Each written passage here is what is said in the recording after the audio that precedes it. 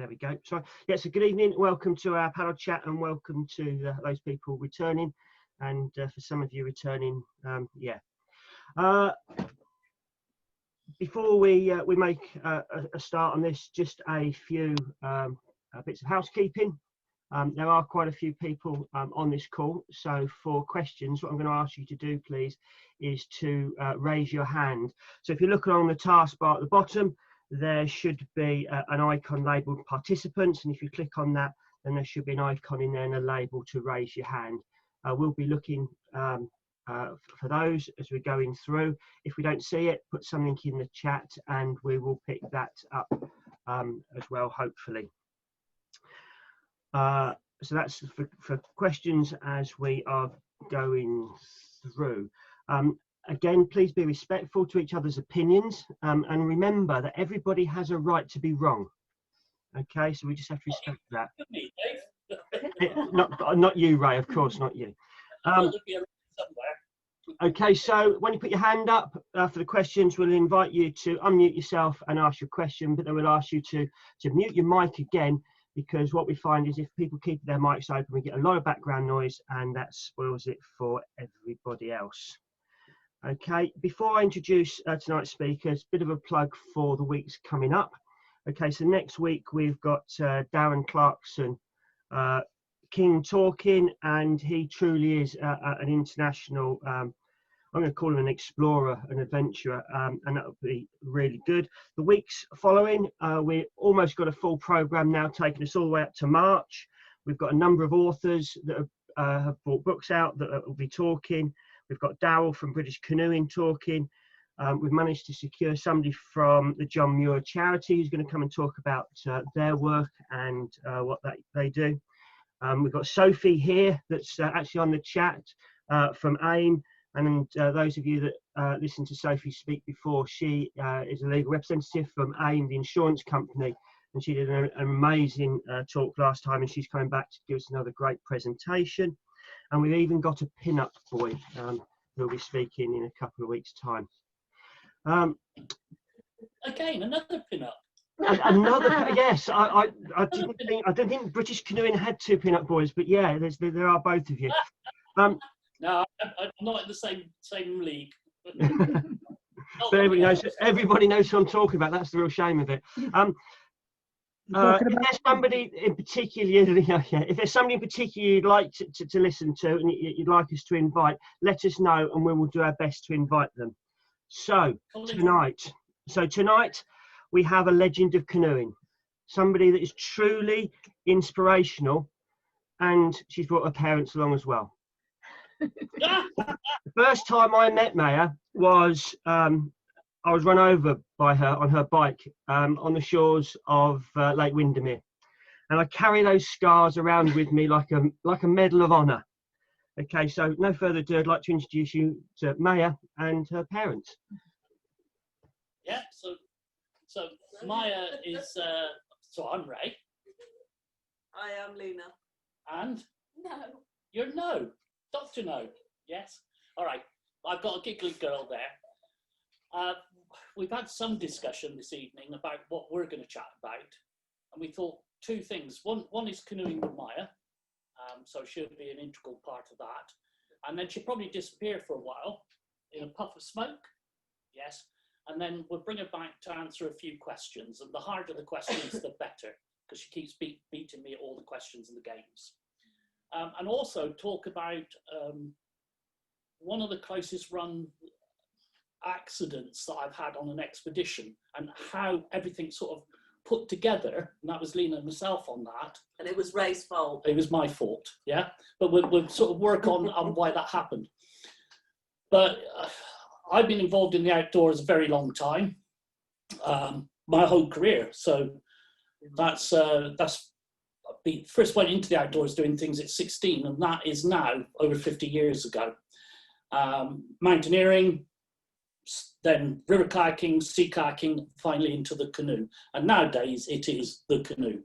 But I've climbed a lot in the Alps, I've climbed in Norway, I've climbed in the States, sea kayaked a lot of different places, kayaked in Nepal and the Grand Canyon. Lina's got a big background in the outdoors. Oh. Yeah. Yes. I did an outdoor degree a few years ago, maybe 20 years ago, nearly 18 or so. But my experience in the outdoors really is I enjoy working with young people. So the whole point of me doing the degree was as a way of working with young people using outdoor ed. So it wasn't something that I did as a passion or I did as a pastime. I did it purely, you know, as a way of working with people. So that's me. Yeah. But things like a lot of time on tour ships. Yeah. Yeah. And Pennsylvania. Yeah, I worked in America for a couple of years on a correctional thing, really, and we used the outdoors running quests with young offenders. I've done that for a couple of years. That was quite an interesting time. Yeah. And yeah, tall ships. I've run a few expeditions of my own around in the UK, a couple abroad. So I've got a bit of experience of the outdoors from my own perspective before we kind of started paddling as a family, or before I was with Ray. And it was just quite interesting. I actually met Ray sea kayaking, not even canoeing. So not many people realise that. They all think it's about the canoe, and it's not. And Maya, Let them answer the question. Yeah. No, the questions will come later, Lina. We've got to. So Maya, how old were you when you started paddling? 11 days old. 11 days old. And the reason for taking a paddling at 11 days, I know it's a late start as a paddler, but the weather was, Lina, there was a few problems to start with, and they were back and forth to the hospital, and then the weather was poor. And on the very first day that it was fine weather, 400 metres up the road, and those who follow me on the videos will know the little reservoir I use, took her canoeing on the reservoir. Very irresponsible. She didn't have a buoyancy aid. And to be honest, she wasn't exactly impressed because she stayed asleep nearly all the time. But it was my introduction for her into my world. And then from then on, you know, sort of giving her goes at this and that. How old was she when she had her first swim out of the canoe? Oh, man. Yeah. She wasn't 2, was she? No, she was just standing, really. Yeah. And you being a show-off that you are. Yeah. Yes. I brought my friend down to meet Ray, and I had Maya, but Ray was working with a couple of customers, but they're really good friends as well. So Maya got you know. Yeah, she was on the side, and she was going da da da da da da. Lina had a buoyancy aid for her, and took her in the boat. She's holding out on the centre. And what happened to Maya is I was looking the other. Maya went head first over the side of the canoe. Now, my first instinct was to grab her. So I grabbed her back, pulled her back in, and she's crying, "Wah!" Can you do a wah? Yeah. No. And so I'm just hugging her. And there's one direction I dare not look at this stage. What was Mummy do? Go on, Lina, you better explain. Oh, I can't, because I swore quite a lot. I was rather cross with Ray. I swore rather loudly, all the way down Mile End Mill. But what was sweet is Maya came back to the side, but within moments, all she wanted to do was get back in the canoe. Yeah. And so Ray came back and took her back for a little play on the rapid. Yeah. And she was right as rain within moments. Yeah. But I was kind of cross because I anticipated this, and I said to Ray, "Don't be showing off, son." So what did he do? I was smiling at the customers, looking one direction, and Maya went out over the other side. The great thing is, though, Maya is a water baby. She loves being in the water, don't you? All through lockdown, what were we doing? Oh, we went up to Katrina and Colin. Yeah, went up to visit Katrina and Colin, but she was there jumping in the water in the reservoir. So that was all great. Where that takes us through, you know, we did little camps, we've done the River Spey with the wonderful Katrina, and lots of other bits and pieces. But a big thing for me, went to Cornwall canoeing, France, been to the Ardèche. But for me, the big thing, you know, because I'm getting old now. You know, I'm an old age pensioner. I'm nearer 70 than 65. I'm old. Thank you very much, Matt. Yeah. So for me, and I'm going to put this out there. It's very easy in this world all right, it's just been So in this world, it's very easy to find reasons for not doing things. Right, leave him? No. It's very easy to find reasons for not doing things, like I haven't got the money, I haven't got the time, or I'll do it next year. And one of the things was, I've never been that flush with money, to be honest. It's always been, you know, you're working in the outdoors. I needed to do a trip with my daughter in Canada, to do a wilderness trip. And so we needed to go with another family. We ended up with the Deans and we ended up with 4 children. So we had... Old people, 4 children. Yeah, 4 Old people. 4 old people and Yeah. 4 children. How old were the children? 7, 9 and 5. We had a 5-year-old. And what we did was a 9-day wilderness trip in Algonquin. And it's very easy for British paddlers who've never been to Canada to blow it out of all proportion, that I've got to get to this skill level, I've got to be this advanced, this, I've got to be that. Nah, you know, you choose your trip and it's all easy to sort out. And the trip that we did in Algonquin, if I was with a mate, tandem, or if it was just Lina and myself, that we could pack light, we could probably do that trip at 4 days. So what we were doing was going to take 9 days over the same sort of trip.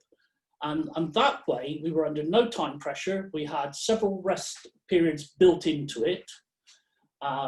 remember. Yeah. And so off we went with this merry band. And the first island that we got, was it the second night we were on the island? We got up in the morning and we were facing a long day then. There was no camp. There was a series of 5 portages. One of them had a bad reputation, 950 meters, but a muddy uphill track. And the trouble was, once you started the first portage, until you passed the 5th portage, there were no campsites. So you had, once you embarked on it, you had to do it. And this is one of the interesting things being outside of a British system. If I'm doing sea kayaking, you know, in the old days, I had my little long wave radio to get the shipping forecast, get the forecast, see what the winds were going to do over the next day or 2, then onto VHF. And nowadays you can generally get the internet and do planning. But here you've just got to go back to, you look at the sky and you go, this isn't good. And I was looking at it and the clouds were lowering, the layers were thickening up, it was getting darker. Wind was picking up, and chatted to Lina, chatted to Rob and Caitlin. We went, we got to hunker down here.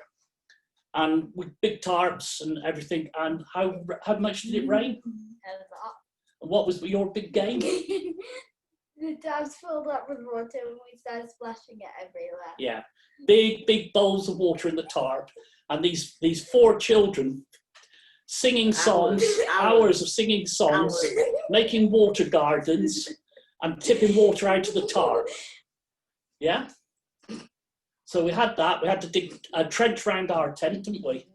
Yes, it got very wet for a short period of time. But we did things like have s'mores and what are s'mores? Biscuits, chocolate and marshmallows. Right, biscuits, chocolate and marshmallows. And if you don't know how to make them, there's a video on my channel. Did I mention I've got a channel? And Maya runs through how to make s'mores. All right, she's very hot chocolate. And hot chocolate at the same time. There's going to be more cooking lessons from Maya. Wait, what? Yeah. Yeah. What was your pink love? Yeah. And tell us about the toilets. No. No, you're not going to tell us about the toilets, Lina. Your impressions of the trip. Well, I guess. It's, you know, whenever you're going anywhere, you have to consider the method in which you're going to use the lavatory. On this particular trip, they have these things called, do you remember what they were called? Thunder boxes, or we called them thunder boxes. They are thunder boxes. So, yeah, they are thunder boxes. So, yeah, the children found them quite interesting. Obviously, you have to run through how to use them, but basically it's just a box with a toilet seat on the top of it, and it's open air. So this caused hours of amusement. Yeah, I'm looking for spiders that lived in them as well as everything else. Yeah, and the funny one that I remember for that, we camped on this island on Big Trout Lake, and there was a campsite on either end of the island. So most of the undergrowth had been cleared And so there was very little firewood. We actually paddled elsewhere to collect firewood. But the toilet, because it was visible from both ends of the island, was actually had a door. It had a roof and a door. The first one with the door. And, yeah, and the children were all excited, weren't you? Because you had a proper toilet with a door. And then they realised they didn't like the door. Why didn't you like it? Because it went dark. It went dark in the toilet, and the spiders and the smell. So they realised the thunderboxes were a much better idea. And it was that on that island that Maya and, was it in Portage with you? Alfie. What did you do? Did you carry the boat? Yeah. Yeah.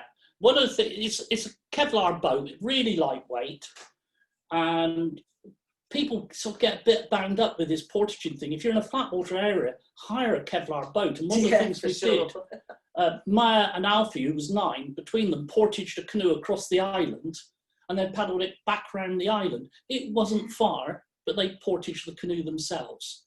So, good. Yeah. You did well.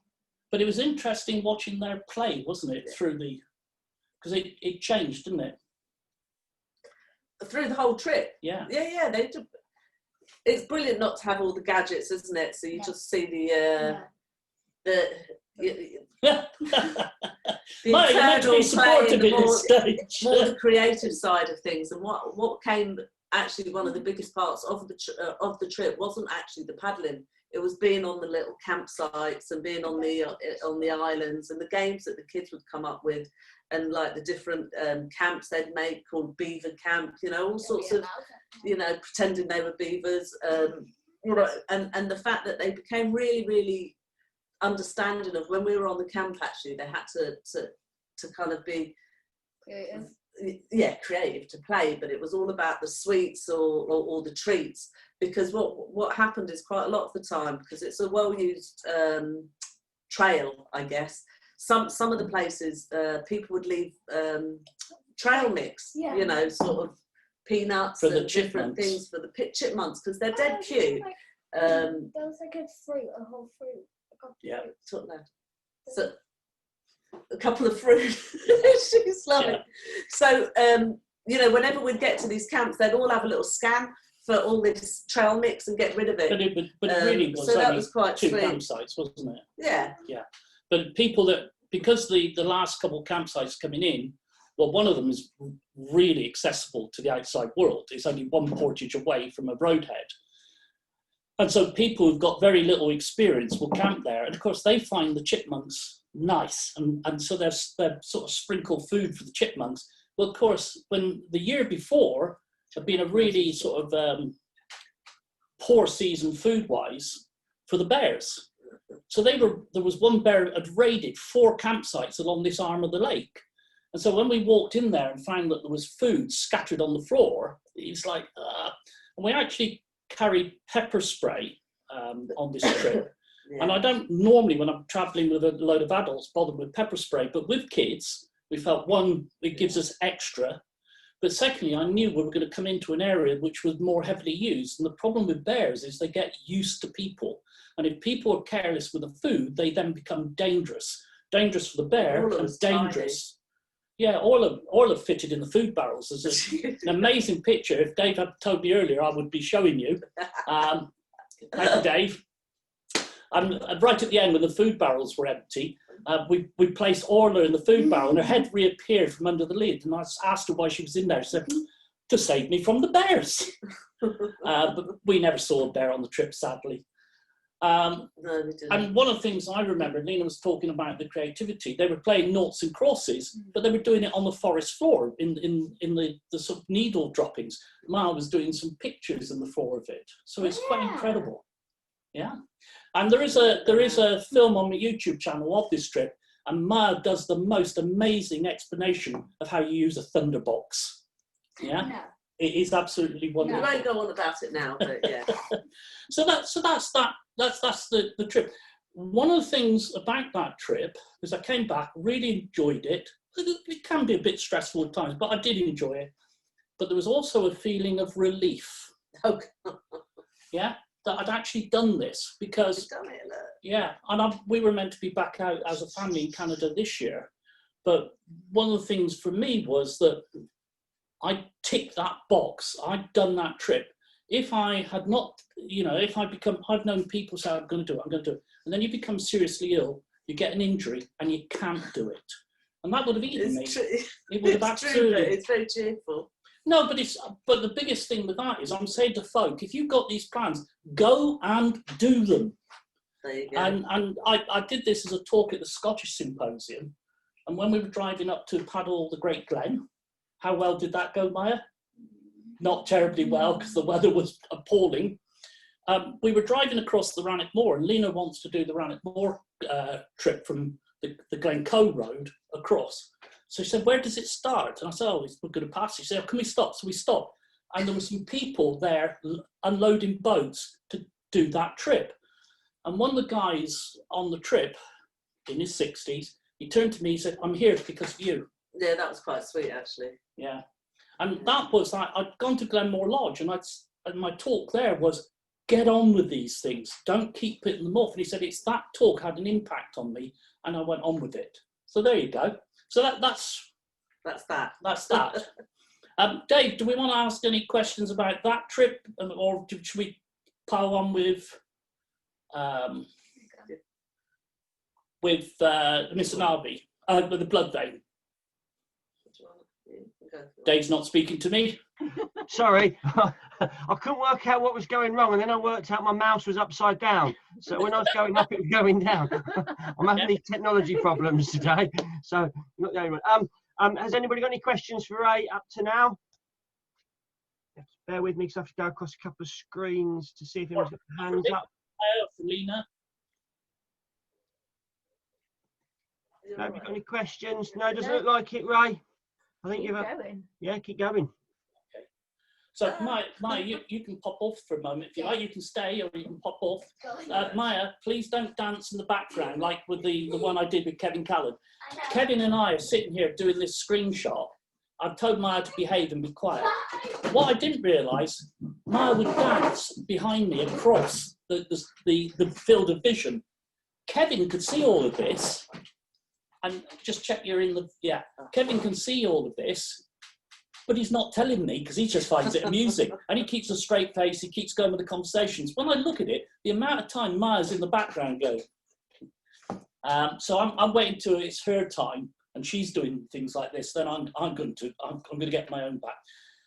So the other one that I thought I'd throw out there, because it's so many people see me as being very good at what I do, very good as an expeditioner. I work as a guide regularly in Canada. I guide in this country. I've guided the circumnavigation of Wales, so that's 640 miles. I did that with clients. I stayed at home and looked after Maya. Yeah, Maya was 7 weeks old when I set off to circumnavigate Wales for the second time, and I was away for 25 days. She was dinky. Yeah, really dinky. So that was quite amazing. You know, there's a whole psychological game when you're guiding people on something like that. Or the guiding that I do in Canada regularly, we're normally on a trip for 14 days. And people start hurting after a couple of days, 3 or 4 days, and they don't realize that they will go through that and level out again. So there's a psychological element, you know, the fact that if they've never been into that depth of wilderness before, that can actually hit them psychologically. So you've got to give them comfort. You've also, some things they don't adjust to. So for instance, a lot of the people that I'm working with in Canada have a bushcraft background. And so axes and saws and knives and all this stuff. We discourage them from taking axes. You know, we'd take a couple of axes in a party. But Paul that I work with in Frontier Bushcraft, we're not keen with customers using axes because a lot of them would go out and practice these things. But it's very different on a wilderness trip. You've done a day of canoeing. You've portaged. It might be pouring wet rain. You're cold. You're in camp. You want to get firewood. And it's interesting. I'm so used to being in that environment. I back off. I'll use an axe or I use a saw, but I become more careful. I'm careful anyway. I become more careful. Whereas what you see in other people, they don't allow for that and they can become sloppy. So it's a very different context, that arriving at a camp tired and in the rain and still having to get everything set up and working. It's a hard life. It's a tough life. But the first time I paddled the blood vein, it was the guy that used to employ Lina, and he said, look, I really would like to do a trip, a real big wilderness trip for my birthday. I want my mate to come with me. He could afford to pay for me to go out there. I wasn't going to make anything on it. And I was keen as mustard. It was a river at that stage I had not paddled. And Lina was going to come as well, so that was fantastic. The pair of us in a boat paddled well together. It was the easiest part of our life. So the first problem is I've still got to earn money. So I look at my diary and I fit it in between two big bulk jobs of work I've got, well-paid work I've got in the UK. Now, the guidebook says, you know, that you take 12 to 14 days on this trip. But we only had, say, 13 days maximum. Probably 12. Yeah, 12 days for the whole thing, flying and everything. So that's given us no margins, but I've always been able to travel fast and easily. So the first thing is we're now under time pressure.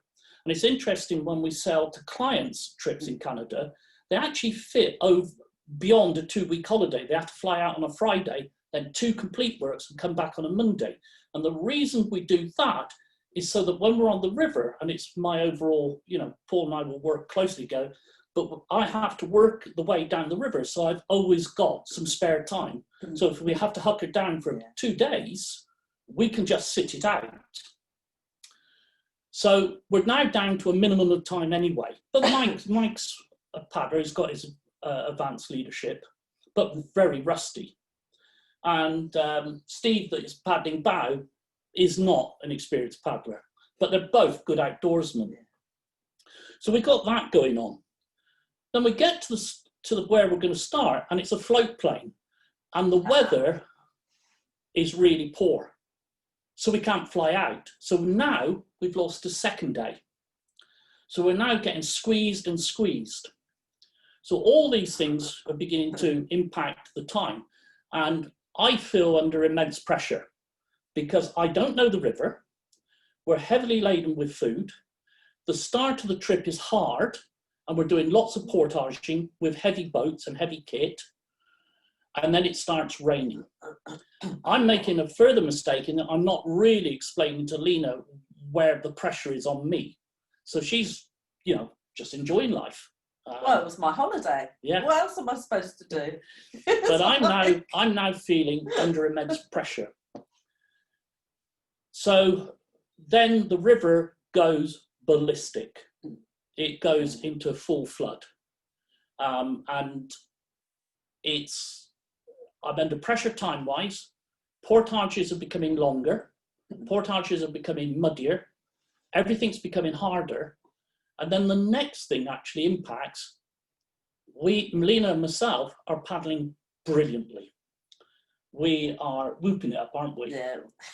Yeah. Some of the best paddling we've ever done, really, together. Yeah. You know, it was wonderful. And it's, I think we got a bit cocky. yeah. And that was the thing. Lina describes it as cocky. I describe it as tail up. But I'm still under pressure time-wise. And I'm thinking I don't have a margin. And we get to this one rapid, and I can still see it. I've done that. I've run that rapid in lower water levels. And in fact, at the lowest water level I've ever seen it, it's like a duck pond. There's a portage a little bit upstream, and then you paddle through a duck pond. And then it's slightly higher level. It's just an easy grade 2. When we were looking at it, it was monstrous. It was absolutely monstrous. So there is a huge flow down the left-hand side of the river.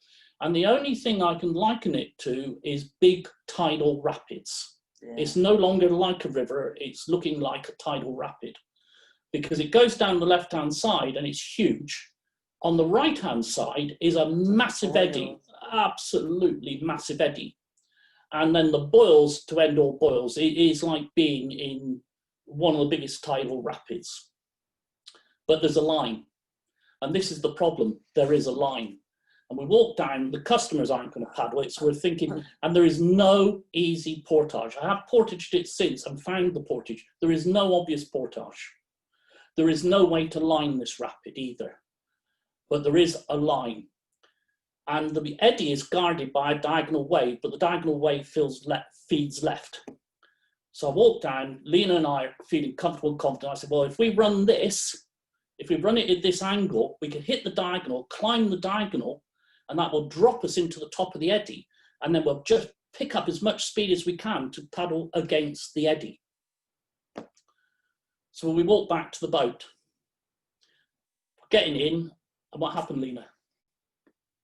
Ray, being his good little Ray self, decided we must go right then. No, we didn't. Yeah. I actually walked us Oh, down yeah, again. see, we argue now. Listen, right, we got there and I said we have to go back and have another look. And Okay. you wouldn't move. Okay, Yeah, you'll go. all right. So anyway, we get on the water, and this is the thing with witnesses in a court case. In you know, there's always going to be discrepancies. You'll see a bear. Yeah, but I'm right. Okay, she's right. I'm going to get in on this one. For some reason, I see. Normally, I would look at a rapid, and I would have a marker on the water somewhere on the approach. If I hit that marker, I'm on the right line.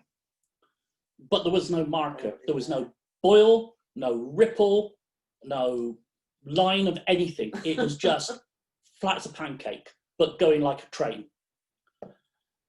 So we pulled out. Now, you've got to remember that out to the left of all this is monstrous. Yeah. And I think that played on my mind, and I turned early. And what I hadn't read, there was another small diagonal wave just above the main wave. And I realised that this was now a problem. We're now committed. We're going down this one way or the other. We hit the first diagonal, and it turns the bow out to the left, so it's pointed directly downstream. And the bow has to be pointing right. I can't get it back.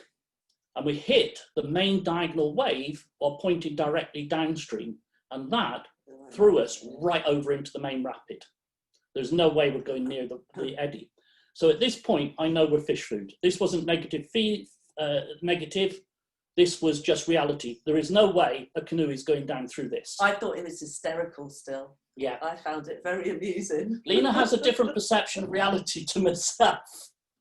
I think I might have taken more knocks. So anyway, we've already taken on water. And normally we don't talk or shout in a rapid because it's not effective. But we'd taken on the board enough water that we were already unstable. So I just yelled, no cross deck.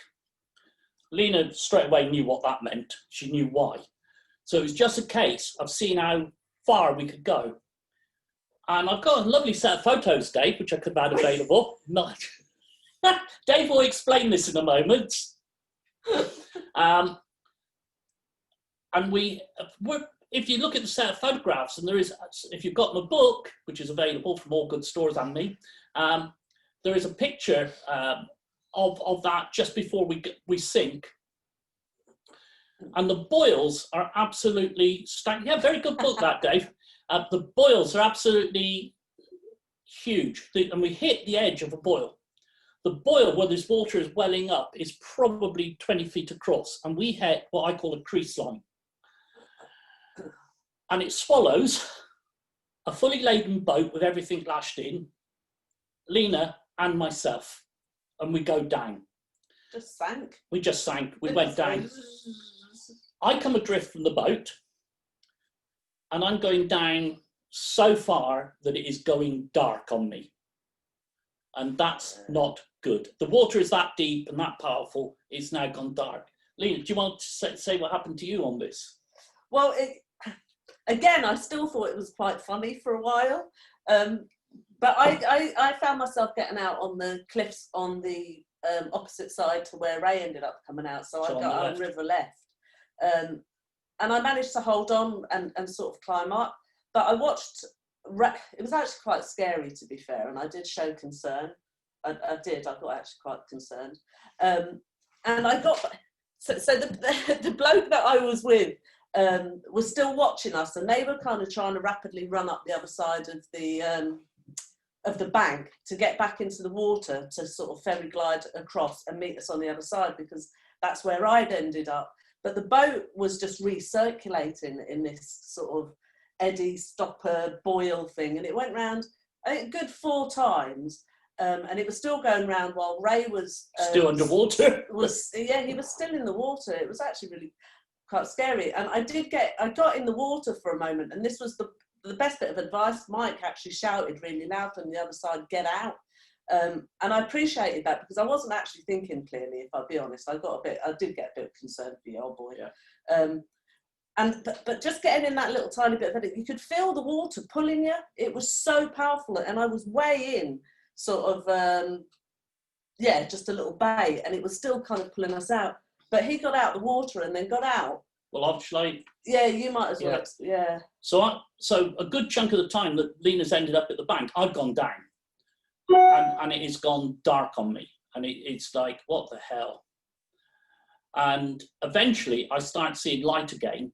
Then between me and the surface, I see loads of bubbles. And what's going through my head is buy a bigger buoyancy aid, because I ain't going up anywhere near as quickly as I want. This is terrifying. And eventually I get to the surface, but all I can do at this stage is gasp air. I can do nothing else. I can't look for Lina. I gasp air, and then I'm back down again, and then I'm finally up. I'm in flat water. It's travelling fast, but I'm in flat water. So I just strike out for the right bank. I glance over, see Lina's out. As soon as I get on the bank, I look across, and the canoe is in a monster eddy below the rapid. It's like a bay, and it's right in the centre, with the eddy slowly recirculating around it. I think, well, what the hell do I do now? Because it's going to be some time before we can get the guys are going to go back upstream, portage across, get onto the opposite ridge line, portage across that. So it could be an hour before they get across there, and I'm still stuck. And I look at the flat water and I go, oh well. And it was by this stage totally calm. I'll do as Colin skeet and I'll go swimming. No, Colin. Colin's a big cold water swimmer. This was warm. And I just swam the river. It was flat calm, it's travelling fast. The downstream sweep took me all the way past the bay, which is where the canoe was, hit the bank on the other side, went up the bank, sort of calculated, jumped back in, swam out to the canoe, all the time circulating this big eddy, which is flat but travelling. Get to the canoe, flip it upright, which required a tape, took it to the side, paddled it to the side, got sorted. Customers came over, they were really quite frantic. Got everything sorted, everything cleaned up, and Lina said, "Should go and do it properly now." You mean you didn't want to do it? No, he was really miserable. She wanted to carry the boat back up for another bloody go. And I went, I would have. Yeah, she would have, but as far as I was concerned, we got away with it. Yeah. And so really, talking about that is, one, I make mistakes, which is important for everyone. Quite a lot. Yes, but most of them I can hide because I appear to be honest most of the time. But the thing with it is that it was a whole series of things that came together. It was the fact that I'd squeezed the trip in to start with. It was the fact then we lost the start. We couldn't go in by float plane because the weather was too poor. The clouds were down too low. So we lost another day and a bit, or day and a half, I think. Quite a lot. Yeah. So we're losing nearly 2 days off there. We've already short on time. That put me under pressure. Then the final straw was we were actually paddling really well. So rather than being cautious, I thought we can go for this. And in fact, we can run the customer's boat down this as well. That's what we were hoping. Yeah. So it all combines. And now when I work out in Canada and I'm working with Paul Kirtley, one of the things Paul sort of recognises about me, and he says, he watches me when I look at a rapid. And generally, if we're going to run it and run it with customers, I'll look at it and I'll go, yeah, that's fine. But if I'm standing there pondering and going, oh, what about this? That's a really good indicator that in that context, I'm going to say, we're not doing it. We'll line it or we'll portage it. Because if somebody with my experience is having to look and ponder too much, this is deep wilderness and everything out there has it's got consequence. We had somebody on a trip slip over on the second day of a 14-day trip. holding a pelly case and he dislocated his finger. It popped back in. We strapped it. We said, do you want to be evacuated? He said, no, I'll be fine. Turns out, actually, it snapped it as well. Snapped the finger. By the time we finished the trip, it mended itself. And when the doctors looked at it, they said, no, we're going to leave it. So he's now got a twisted finger. But it's just slipping over, and he had his hand in the handle of the pelly case, and he just caught his finger.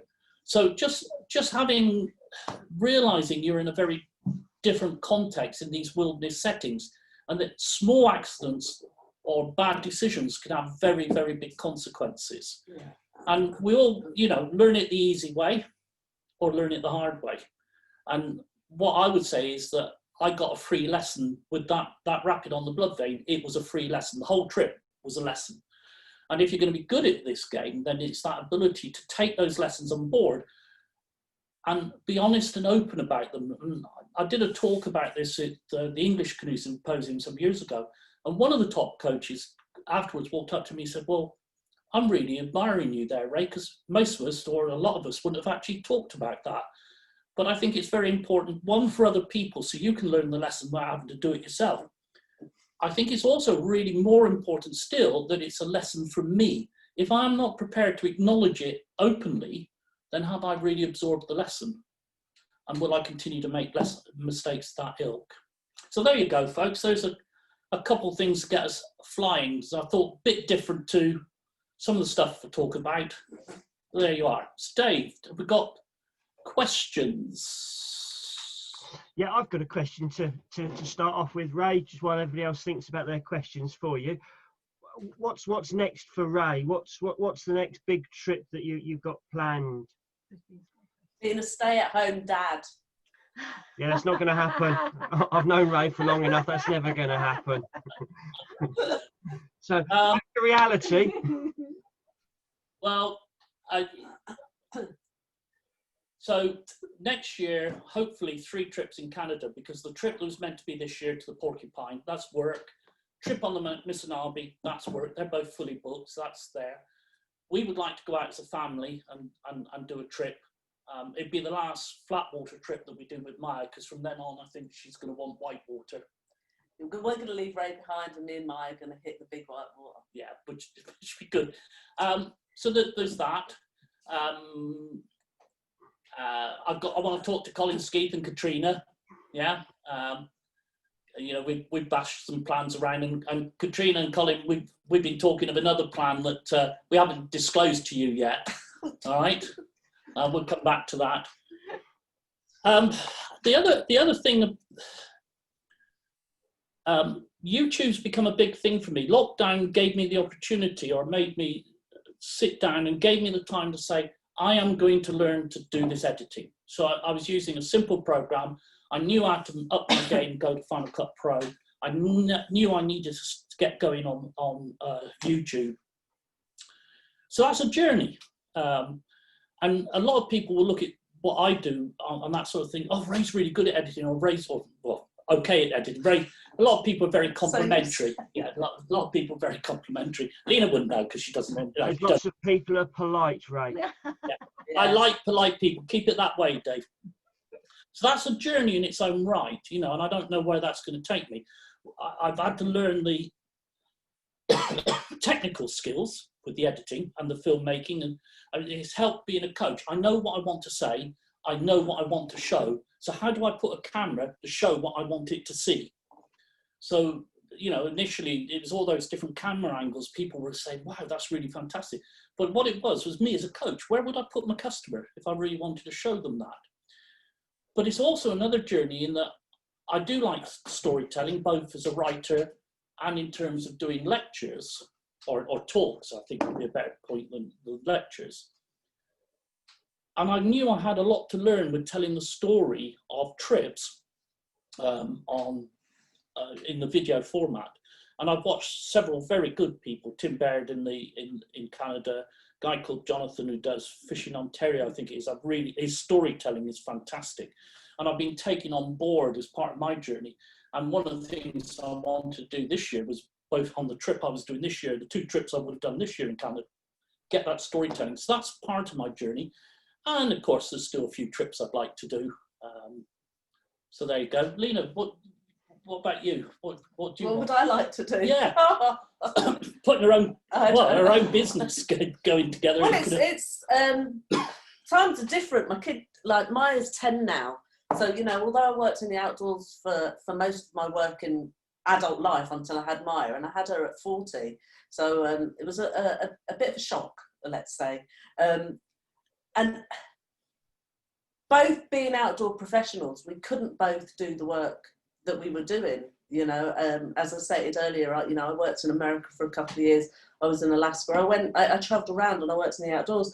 And when Maya came, it was like one of us had to sort of stay at home. And if I'm being brutally honest, I mean, Ray and I have an age gap. Ray's 18 years older than me, and he was at a particular time in his career that I decided I'd be supportive.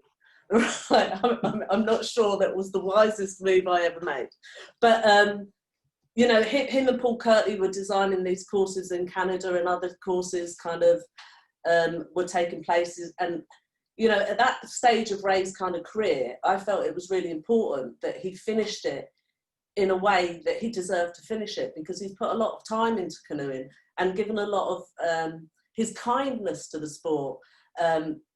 But that did have its consequences in that, I would get insanely jealous watching him go off in the morning in the canoes. And although, I mean, we live somewhere really, really nice, we're lucky, we're up on the hills.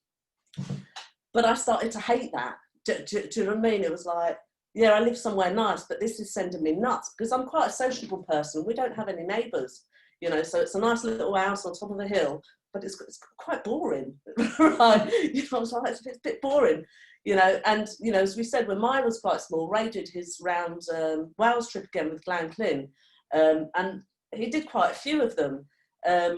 And then it was like, well, I can't really work in the outdoors because we've got little and whatnot. And I ended up going back and working for social services and doing that kind of working with young people and vulnerable people, running courses and whatnot that way. But now Maya's 10, I've kind of got to the stage where I'm redoing my own coaching kind of awards. I finished my advanced canoe leader last year. I'm running some courses with other coaches like Lizzie and whatnot. Also kind of wellness in the woods type stuff. So not just coaching canoeing, it's more about being in the environment and your well-being. So, and I've just kind of set about mental health in the outdoors and using blue spaces for your well-being. So for me, it's, times are kind of, COVID messed it up a little bit for a while, as it did for everyone, but times will change again and I'll be able to relaunch that. And that was the comment when I said Ray's going to be a stay-at-home dad, because I'm going to go and do my thing. Okay, lovely. Thanks so much. Sophie's got a question. Sophia's got a question, and then I think Bert's got a question as well. So, Sophia, if you go first. Hi, Ray. Hi, Lina. Gosh, that was really exciting. Hi, Lina. Why don't you do a YouTube channel? That would be brilliant. People keep asking me. I swear too much. No, God, no. I think that goes down quite well. That's not my question, by the way. But I just, with what you were then saying, since I put my little hand up, I think that would be fantastic. I think that would be great. Wouldn't it? All the mental well-being and all of that would be just superb. No, the question was. How do you vet, Ray, when you're taking your clients and you've got people booking on particularly a wilderness expedition in Canada, what have you? Do you vet the clients that are coming with you, or do you try and vet them? What do you do? Because on the basis that, obviously you're in the back of beyond, and if anything goes wrong, you do need them to be a certain type of being able to cope with things, I think.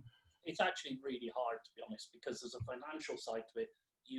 These are expensive things to run, and in the early days we were making no money. We had small numbers of clients, and you try to set criteria. You need this experience. We try to guide them towards our River Spade trips or our Windermere trips, so we've got some experience of them as a person, but not always. But when we don't have that, we try to have online conversations with people. We had a guy from the States, Jonathan Lowe, was a Brit. worked his life in the States, still got a British accent, a fabulous guy. And he ended up as my bandman in Canada.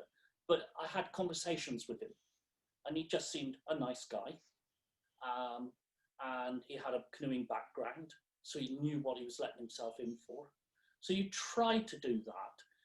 And then when you're there, I mean, even on a normal, if I just did a trip with mates, there's going to be tensions. Because, 14 days, you get tired, you get irritated. And with customers, and it's easy to become irritated with customers, and you have to remind yourself, you're getting paid for this, grit your teeth. But sometimes you have to take somebody aside and just say, this is not acceptable. You need to, but you have to do it in a way that they can continue in that environment, because you still got to get on with it. Paul can be quite blunt if he needs to be. I'll be more subtle, but it's hard. We've been generally lucky, I think, and other people will there's compulsory weekends and stuff beforehand. So you just do the best you can, but it is a concern. You turn up, and very often at the start of the river, your boats are at their heaviest. Yeah. Rapids tend to be tighter because it's early on the river. And so you have to be cautious on that. And what we try to do is build into the start of a trip. This is where this is another split for me, in that we need to slow the start down, even though the starts are normally slow because of the amount of gear and everybody's shaking down, but we need to slow it a gear beyond so we can get a good camp routine going. So everybody understands how we operate a camp.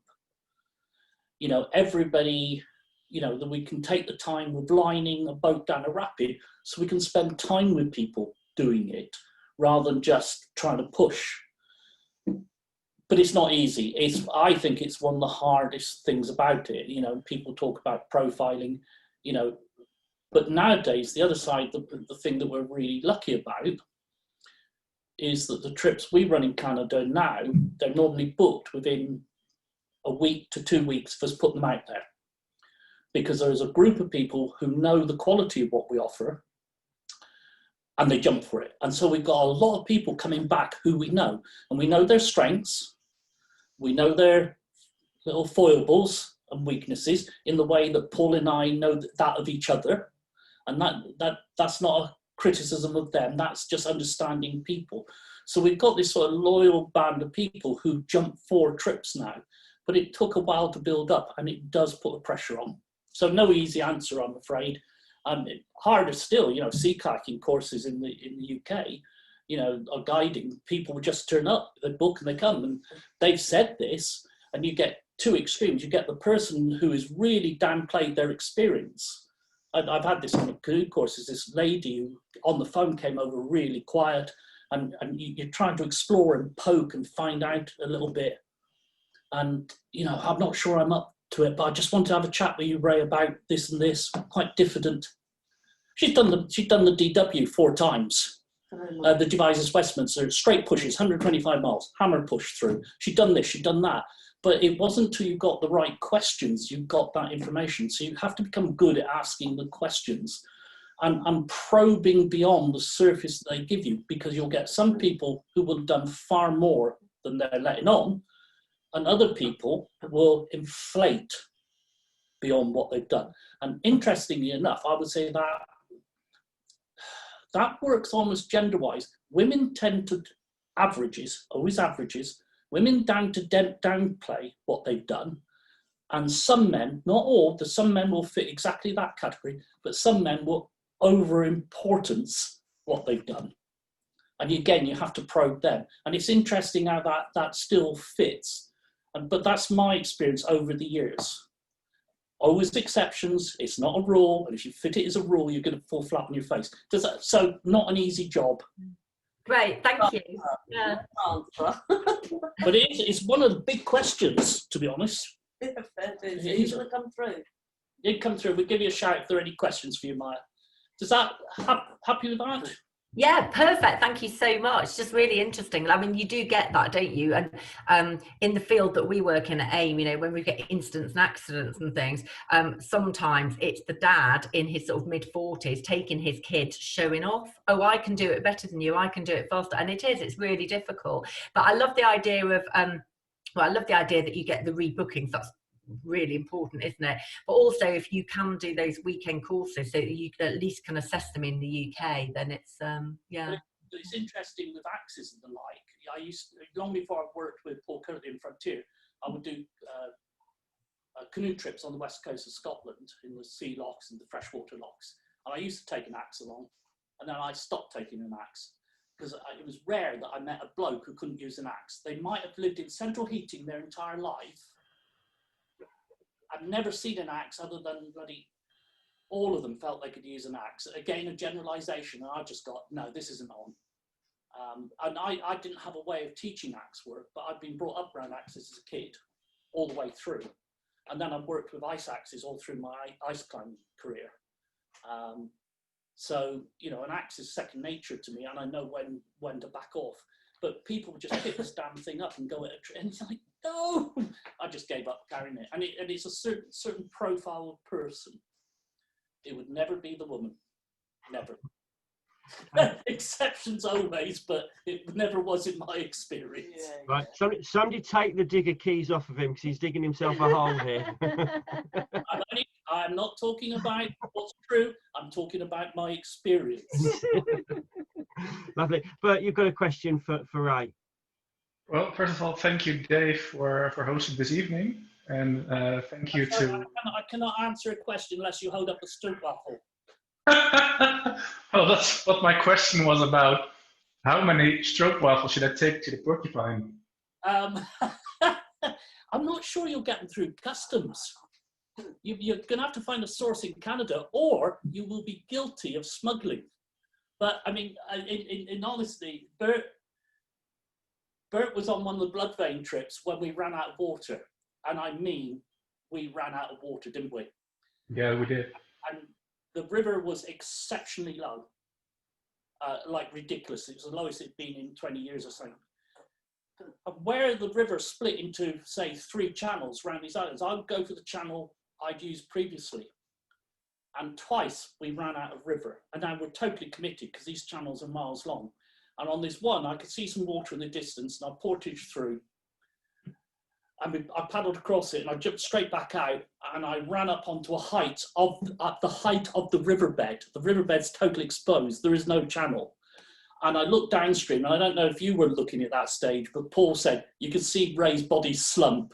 My shoulders, because I'm looking down 400 meters of dry riverbed. And Bert was really, really kind, because he doesn't give the impression here, because he's on the screen, but he's a big man. And we have a rule in Canada, you don't touch anybody else's gear.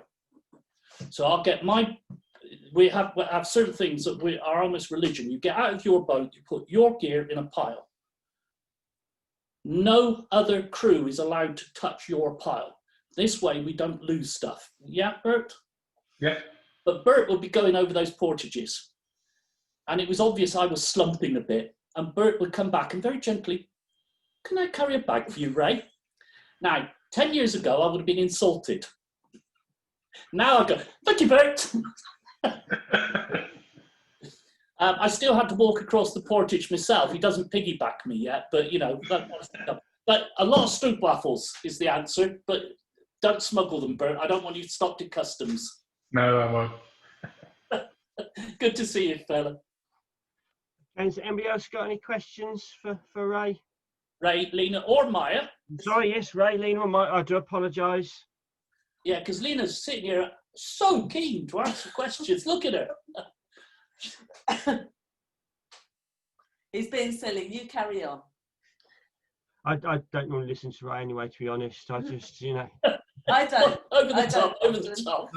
I've known Ray for far too long. Come on, somebody must have a question for Ray or Lina or Maya. Maya. I think it'd be hard for us to retrieve Maya. She has now gone upstairs. Oh, Nat and Sam. Sorry. Maybe Ray can tell a bit of our experience of the forest fires on the blood vein. Oh, bloody hell. Yeah. Ray, Natalie and Sam have got a question for you as well. Hi there. Yeah, so it's mainly for Lina. So in regards of where you said you took a step back and allowed, or not allowed, but like supported I did. Ray in his adventures and whatnot.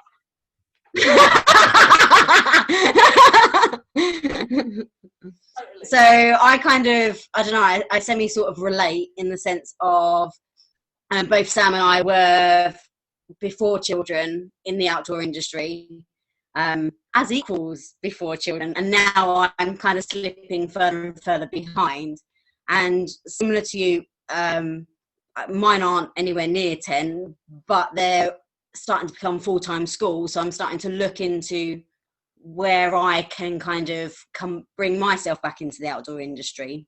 But what I was going to say to you is, like you said, you were up on the hill with all these ventures that are kind of around you, but you saw Ray driving off in the distance with the canoe trailer. And did you then take your daughter out yourself on adventures by yourself? I don't think I'd done that as much as I might have thought I would have before Maya was born. She's here actually. You're gonna come and sit down. But we live in the woods here, so what I used to do is take her in a little, baby jogger and go around the woods. But in the early couple of years, I was knocked for sick. She'd done for me. Having kids at 40 didn't work for me, right? So I struggled quite a lot, if I'd be deadly honest, and it took me, my little one's here, but I had to work at being a mum. Do you know what I mean? I didn't want it. I want her, but I didn't want it, so I kind of maybe isolated myself a little bit more than I would have. And also the work that I did prior to having Maya, I was traveling around. I used to work, I'm self-employed, but I used to work for other organisations or other charities, delivering youth provisions or development programs, which meant I was staying in hotels, and I wasn't still, so when I had Maya, and I had cholestasis and diabetes and different odds and sods when I was pregnant, so it took me a kind of a little while to get used to it. And regardless of having a kid or what have you, I'm kind of a transient person. I would move every 2 or 3 years. So it's a miracle I've lived here in Wales for nearly probably 17 years, isn't it? So 17 years is a kind of long time. But as Maya got older, what I did with her was go to festivals, right? So I used to take her to Glastonbury or different things like that. But I didn't do as much outdoors, because also what happened is it became an association. So my life is a bit strange in that Ray's quite public, and I'm sort of there with the ride of it. It's not a complaint or anything. This is the reality kind of it. So when we'd go out, and as Maya was growing up, was also where Ray got more creative around his kind of doing blogs, taking photographs, documenting things, articles. Everything just kind of got publicised or would get photographed, and there'd be a story. And I kind of didn't want to, so I didn't really go out into the outdoors for myself, because it was also, the time didn't really happen. I think there's some people that are amazing at being able to create time for themselves. And I really admire that aspect in a lot of people, but I struggled with it, so I found that the day was gone before it kind of started, and it was like, oh, that's another day. And then Ray would be away, because when Maya was little, to be fair, he was away a lot, a heck of a lot. It was either weekends or a week at a time, or sometimes 2 weeks or what have you. Or if he was working here from home, he was still running like 5 stars and a lot more of the advanced stuff, which is quite demanding on time and energy and whatnot. But I'm a bit of an arse, so when I just wouldn't do anything. So Ray would come home and I'd be like, it's your go, and I'd go out and build a stone wall or something in the garden. But it's kind of worked. We've still been here. 17 years is a long time, It's bloody hell, it's a long time. I best have to think about that. Right, but it's like I didn't do a lot of outdoor stuff. I did stuff, and then our thing was like I said to Maya, do you remember when we started going to the little festivals? I said, me and you'll go to Glastonbury and do little festivals, and we'll do our family trips, which are canoeing and whatnot. But I wanted to find something outside of the outdoors to do with Maya, because her side with her dad and what we do as a family is already big enough, you know. So I didn't kind of want to also do that. And to be fair, Maya didn't want to always do it. She's brought up in the outdoors, but she'd just as well sit on that computer playing Minecraft. You know, it's like she and Sims, and you're pretty good at that though, aren't you, kiddo? Yeah, and she's quite a storyteller herself. She's doing really well at school. You know, she goes to Welsh school, so she learns in Welsh. So the language side of things in study I found difficult. Ray's got a handle of it much more than I have. I mean, school was always quite a difficult arena for me, full stop. But she's going to go to English language secondary out of her own choice. That's where she kind of wants, which means I'll probably have more involvement in that. But she's quite self-driven, so she'll just get on with her work. You know, if she needs something, she asks her dad. She doesn't ask me because she knows. Who do you ask? Dad. Not. One of my favourite stories from them was one of Lina's friends had come down to stay, and Maya was very keen to show her the local river, which is the Cumwick Gorge, and a number of outdoor centres paid big money to use this gorge. So Maya said she wanted to take Lina and Lina's friend Tasha up the gorge. So Maya was wearing wellies, quite sensibly, and what else were you wearing? Princess dress. Which was it from Frozen? No, it was, I think, Aurora's dress. Aurora's dress and a crown. So she's got a dress on, a fairy sort of princess dress and a crown. They're not doing the hard part of the gorge, but they're doing what other people use as the warm-up part, and they're going up it. So Lina's in wellies, friend's in wellies, Maya's in a princess dress and a crown. Down the gorge comes one of the outfits where everybody's paying big bucks to do a gorge walk. They're in their buoyancy aids and helmets and harnesses and wetsuits. And there's my daughter going up the gorge in a princess dress. The instructor, bless them, felt quite responsible and was going to have a word about this. Then she saw Lina and went, I know who that is, I'm not bothering. They left us alone. They left them alone. You did really good that day. A very good guide. I've got some questions that have come in for Maya, please. Maya, sorry. So the first one was from Lewis, and he asked, how did you train Billy to sit in the boat with you? And what sort of water is he happy to paddle on with you? And a bit of a more of a controversial question here from Malcolm on the same sort of subject. Do you prefer paddling with your dad or Billy? So she prefers to paddle with Billy. Say it so louder. I prefer to paddle with Billy. How did Billy get trained to sit on a seat? By Tennis balls. Well, I think you should own up and tell the truth. You had no part in his training whatsoever. But it was probably tennis balls that helped. Yeah, throwing balls for Billy is a reward, but not when I'm on the river generally. And then the other question was, what kind of water does Billy like paddling on most? Do you think rivers or lakes? I don't know. So my question to you is, which do you prefer? Neither. I'd rather stay on land. Oh dear, oh dear, You see? Oh, what a terrible child. Yeah, right, that's it. You're paddling every weekend to Christmas. No! Yeah. Okay, Anne Collins has got a question.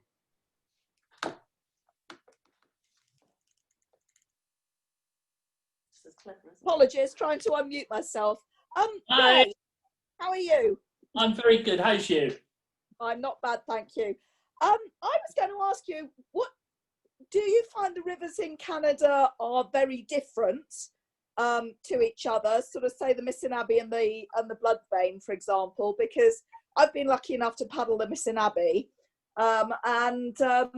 a group of us had a big discussion about the variety of the rivers and which we should be looking to try and paddle next. So I thought I would ask an expert. Okay, but we've got to remember that my experience is still relatively limited out there. But if you're going into Ontario and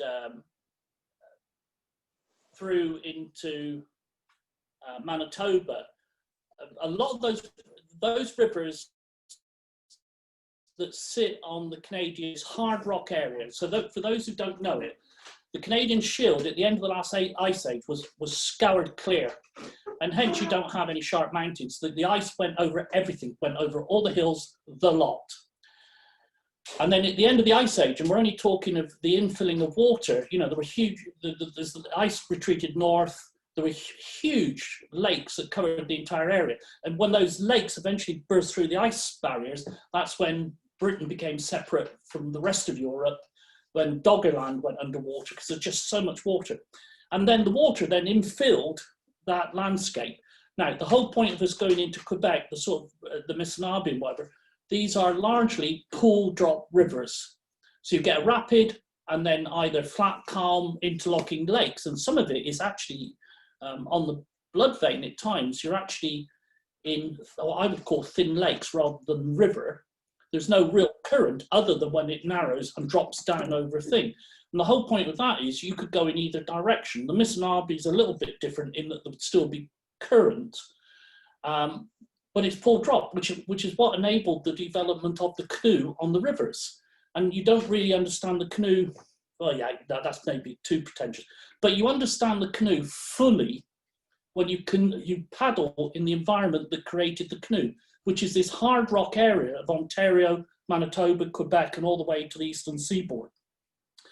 Because the important thing is you could go in either direction.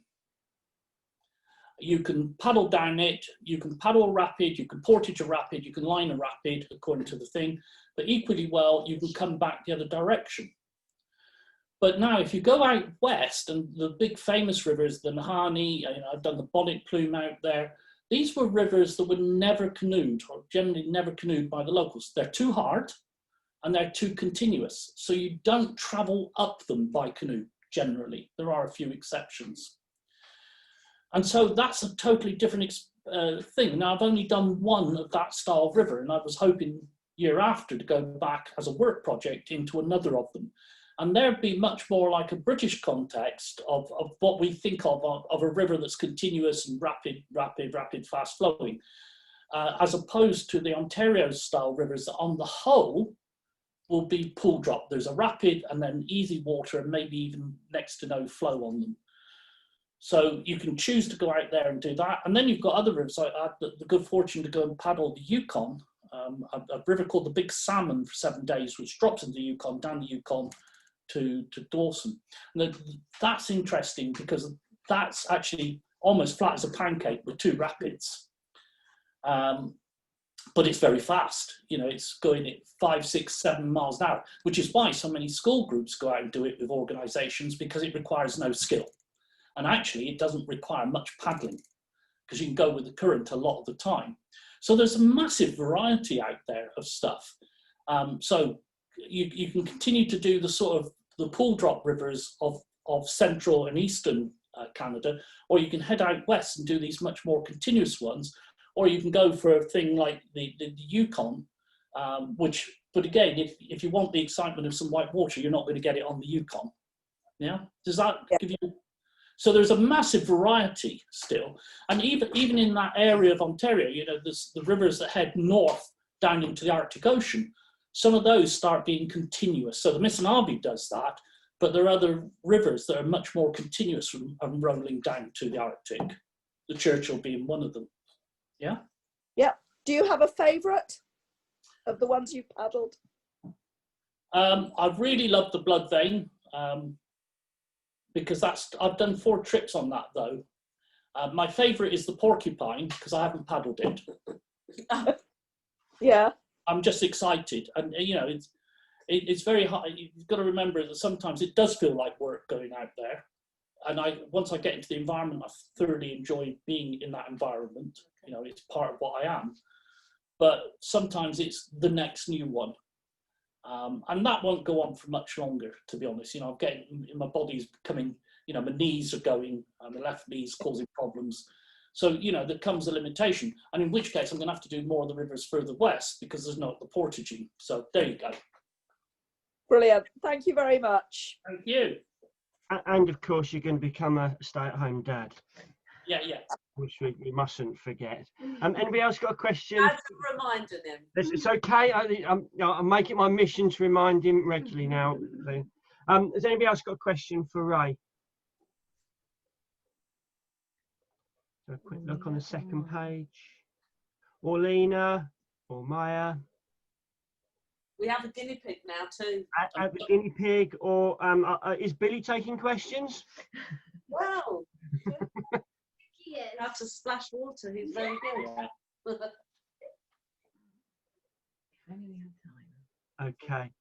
Only if we had time for that. Okay, Ray, I'm gonna thank you for your time this evening and talking to us, all 5 of you actually. The guinea pig's not said an awful lot, but made an appearance. So thank you very much to the 3 of you. I'm looking forward to when we come out of lockdown and seeing you again, Ray, and paddling with you again. For those that are new to this, we don't close the page now. We leave it open, and you're open to chat and as you see. Feel free. I normally hand over now to Nat and Lewis, DJ Nat and Lewis, and they take you forward.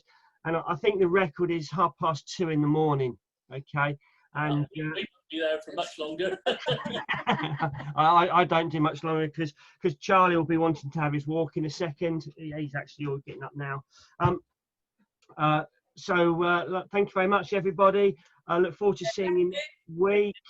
And please, the last one out, can you turn the lights off? Thank you all very much indeed. A pleasure. A pleasure. Thank you. This was a With Dave production.